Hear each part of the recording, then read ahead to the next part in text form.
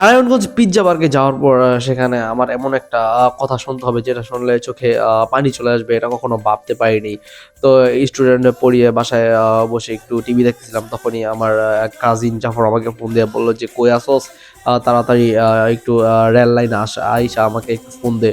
পরে আমি বন্ধুর রেল লাইন গেলাম, সেখানে গিয়ে তাকে ফোন দিলাম মতন বলল যে একটা কেক নে ওই দোকান থেকে। তো রেল লাইন কেক হাউস থেকে একটা কেক নিয়ে সরাসরি পিজ্জা বার্গে চলে গেলাম। কারণ সেখানে আমার ভাই ব্রাদার সকলেই অপেক্ষা করতেছিল আমার জন্য। আর গিয়ে দেখলাম ঠিক কথা অনুযায়ী তারা বসে আছে, আর আমি গিয়ে তাদের সাথে জয়েন হলাম।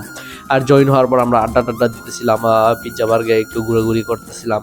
সবাই মজা-টজা করতেছিল। আর সেই মুহূর্তেই আ পিজ্জা বার্গের খাবার আমার সামনে চলে আসলো। আর আমি তখন বললাম যে, "এই খাবারগুলা কি হচ্ছে? কিছুই বুঝতে পারতেছি না।" তখন জোবায়ের, যে নাকি আমার ছোট ভাই, আমার বয়সে ছোট হতে পারে কিন্তু ছোটবেলা থেকে একসাথে আমরা বড় হয়েছি, জাফর, আমি, জোবায়ের। তো হঠাৎ শুনতে পারলাম জোবায়ের নাকি আ দেশ ছেড়ে বাহিরে চলে যাবে, যেটা শুনে চোখ দিয়ে পানি চলে আসলো। তার অন্যতম কারণ হচ্ছে ছোট থেকে একসাথে বড় হয়েছি। কত স্মৃতি, কত কিছু আমাদের মাঝে রয়েছে। এখন সে আমাদের ছেড়ে আ জীবিকার তাগিদে বাহিরে চলে যাবে। যেটা শুনেই একটু খারাপ লাগলো, চোখে পানি চলে আসলো।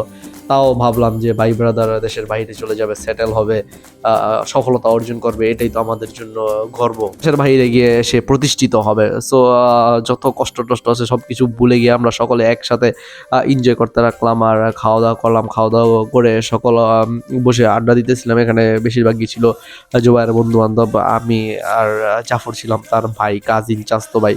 সো তাদের সাথে বসে আড্ডা দিতেছিলাম। সাথে ছিল আমাদের সকলেরই প্রাণপ্রিয় শ্রদ্ধেয় বড় ভাই সাব্বির ভাই। আমি যে কেকটা নিয়ে আসছিলাম সেই কেকটাতে লেখা ছিল গুড বাই জুবায়ের, বা যুব বলতে পারেন। কারণ তাকে আমরা শর্টকাটে যুব বলি।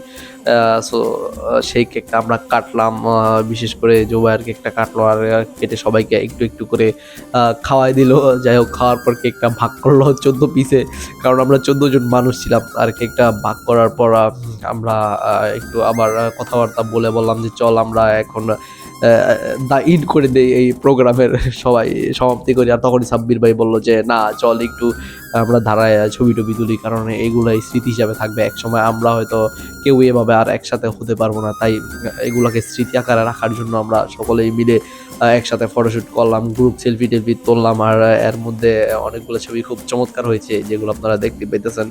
তো যাই হোক, অনেক কথাই বলে ফেললাম। সর্বশেষ একটাই কথা বলব, জুবায়ের জন্য সবাই দোয়া করবেন যেন সে আ বাহিরে গিয়ে জীবনে সফলতা অর্জন করতে পারে।